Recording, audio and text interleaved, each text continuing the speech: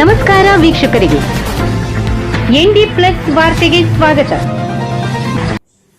8 ವರ್ಷ ಕಳೆದರೂ ಪೂರ್ಣಗೊಳ್ಳದ ಉಳಗ ಕೆರವಡಿ ಸೇತುವೆ. ಕಾರವಾರ ಕಾಳಿ ನದಿಯ ಎರಡೂ ದಂಡೆಯ ಪ್ರಮುಖ ಗ್ರಾಮಗಳನ್ನು ಸಂಪರ್ಕಿಸುವ ಮಹತ್ವಾಕಾಂಕ್ಷೆಯ ಉಳಗ ಕೆರವಡಿ ಸೇತುವೆ ಯೋಜನೆಯು ಇಂದು ಭರವಸೆಗಳ ಸುಳಿಯಲ್ಲಿ ಸಿಲುಕಿದೆ. 2018 ಡಿಸೆಂಬರ್ 4ರಂದು ಅದ್ದೂರಿಯಾಗಿ ಅಡಿಗಲ್ಲು ಹಾಕುವ ಮೂಲಕ ಈ ಯೋಜನೆಗೆ ಚಾಲನೆ ನೀಡಲಾಯಿತಾದರೂ 2026ರ ಮಾರ್ಚ್ ತಿಂಗಳು ಕಳೆದರೂ ಸೇತುವೆ ಮಾತ್ರ ಸಂಚಾರಕ್ಕೆ ಮುಕ್ತವಾಗಿಲ್ಲ. ಕಾಳಿ ನದಿಯ ವಿಶಾಲ ಹರಿವು ಮತ್ತು 2019ರಲ್ಲಿ ಸಂಭವಿಸಿದ ಭೀಕರ ಪ್ರವಾಹವು ಕಾಮಗಾರಿಗೆ ಮೊದಲ ಅಡ್ಡಿಯಾಯಿತು. ಪ್ರವಾಹದ ಅಬ್ಬರಕ್ಕೆ ಕಂಬಗಳಿಗೆ ಹಾಕಲಾಗಿದ್ದ ಮಣ್ಣು ಕೊಚ್ಚಿ ಹೋಗಿದ್ದರಿಂದ ಕೆಲಸ ಸ್ಥಗಿತಗೊಂಡಿತು. ಪ್ರಸ್ತುತ ಉಳಗ ಭಾಗದಲ್ಲಿ 5 ಕಂಬಗಳ ತಲೆ ಎತ್ತಿ ನಿಂತಿದ್ದರೂ ಕೆರವಡಿ ಭಾಗದಲ್ಲಿ ಇನ್ನೂ 3 ಕಂಬಗಳ ನಿರ್ಮಾಣ ಬಾಕಿ ಉಳಿದಿದೆ. ಕರ್ನಾಟಕ ರಸ್ತೆ ಅಭಿವೃದ್ಧಿ ನಿಗಮ ಕೆಆರ್ಡಿಸಿಎಲ್ 70% ಕೆಲಸ ಮುಗಿದಿದೆ ಎಂದು ತಾಂತ್ರಿಕ ಸಮರ್ಥನೆ ನೀಡುತ್ತಿದ್ದರೂ ಅಂತಿಮ ಹಂತದ ಕಾಮಗಾರಿ ಸ್ಥಗಿತಗೊಂಡಿರುವುದು ಸಾರ್ವಜನಿಕರ ಆಕ್ರೋಶಕ್ಕೆ ಕಾರಣವಾಗಿದೆ.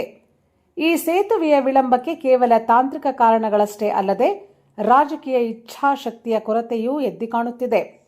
ಅಂದಿನ ಸಿದ್ದರಾಮಯ್ಯ ಸರ್ಕಾರದಲ್ಲಿ ಸುಮಾರು 25 ಕೋಟಿ ರೂಪಾಯಿ ಅನುದಾನದೊಂದಿಗೆ ಈ ಕೆಲಸ ಆರಂಭವಾಯಿತು. ಆದರೆ ನಂತರ ಬಂದ ಬಿಜೆಪಿ ಸರ್ಕಾರದ ಅವಧಿಯಲ್ಲಿ ಅನುದಾನ ಅಥವಾ ಆಸಕ್ತಿಯ ಕೊರತೆಯಿಂದ ಕೆಲಸ ಕುಂಠಿತವಾಯಿತು.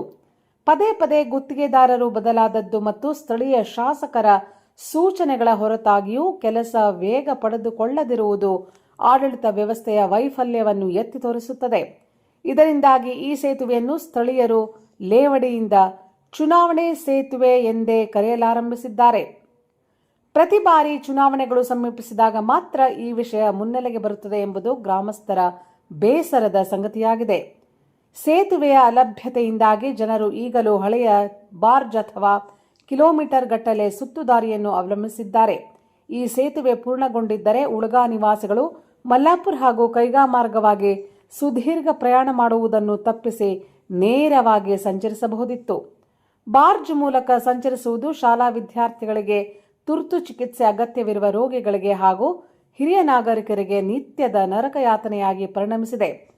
ಹೊಸ ಅನುದಾನ ಅಥವಾ ಪ್ರಬಲ ರಾಜಕೀಯ ಒತ್ತಡ ಬಂದರಷ್ಟೇ ಈ ಕಾಮಗಾರಿ ಮುಂದುವರಿಯಬಹುದು ಎಂಬುದು ಕ್ಷೀಣ ಆಶಯವನ್ನಿಟ್ಟುಕೊಂಡು ಜನರು ಈಗ ಪಂಚಾಯತ್ ಚುನಾವಣೆಗಳತ್ತ ಕಣ್ಣು ನೆಟ್ಟಿದ್ದಾರೆ. ಈ ಕುರಿತು ಸ್ಥಳೀಯರು ಸಭೆ ಕರೆದು ವರ್ಷಗಳು ಕಳೆದರೂ ಸೇತುವೆ ಕಾಮಗಾರಿ ಪೂರ್ಣಗೊಂಡಿಲ್ಲ. ಕಾಂಗ್ರೆಸ್ ಸರ್ಕಾರದಲ್ಲಿ ಅಡಿಗಲ್ಲು ಬಿದ್ದಿತ್ತು. ನಂತರ ಬಿಜೆಪಿ ಸರ್ಕಾರ ಬಂದರೂ ಕೆಲಸ ಸಾಗಲಿಲ್ಲ. ಮತ್ತೆ ಈಗ ಕಾಂಗ್ರೆಸ್ ಸರ್ಕಾರ ಬಂದು 3 ವರ್ಷ ಕಳೆದರೂ ಪರಿಸ್ಥಿತಿ ಬದಲಾಗಿಲ್ಲ. ಕಾಂಗ್ರೆಸ್ ಮತ್ತು ಬಿಜೆಪಿ ಎರಡೂ ಪಕ್ಷಗಳನ್ನು ನೋಡಿದ್ದಾಯಿತು. ಈಗ ನಾವು ಜೆಡಿಎಸ್ ಸರ್ಕಾರದ ದಾರಿ ಕಾಯುವಂತಾಗಿದೆ. ಜನಪ್ರತಿನಿಧಿಗಳು ಇನ್ನು ಮುಂದಾದರೂ ಎಚ್ಚೆತ್ತುಕೊಳ್ಳದಿದ್ದರೆ ಸ್ಥಳೀಯರೆಲ್ಲರೂ ಸೇರಿ ತೀವ್ರ ಹೋರಾಟ ಮಾಡುವುದು ಅನಿವಾರ್ಯವಾಗಲಿದೆ ಎಂದು ಎಚ್ಚರಿಸಿದ್ದಾರೆ.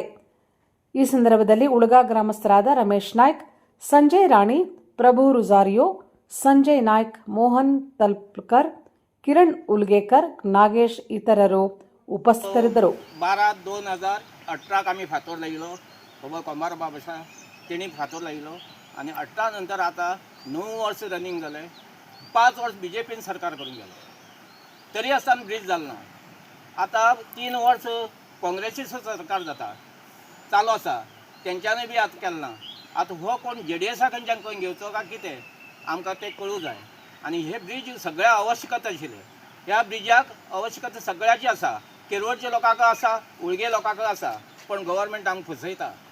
हे ब्रिज एक ल्हानशें ब्रिज करूंक इतली हे करता. पयशे घाल म्हणटा, 19 करोड घातले म्हणटा.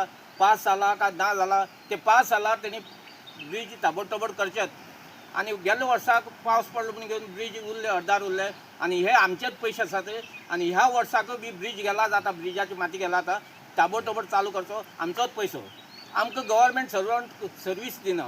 हे आतां लोकल गांवां म्हण घेवन तुमी आमकां फसयतात. हे लोकल गांव न्ही, हे लोक आतां हुशार जालात. जेन्ना इलेक्शना टायमार येतात आनी सगळी फुडें आपणे करतात. हांव जास्त कांय उलयना तेंचे बद्दल, पण आतां ही एक सुचणी दिता तांकां, ह्या वर्साक हे ब्रिज जावूंकूच जाय. 5 एप्रिलाच्या 20 तारखेर उलयताले आनी हे आतां MLA हे पेपरार येयले पळोवन घेवन एक 15 मिनटां जातीन विचार करचो काय लोकांचो अन्याय काय तुमचो अन्याय तो पळोवचो आनी तेजी उत्तर आमकां दिवचें.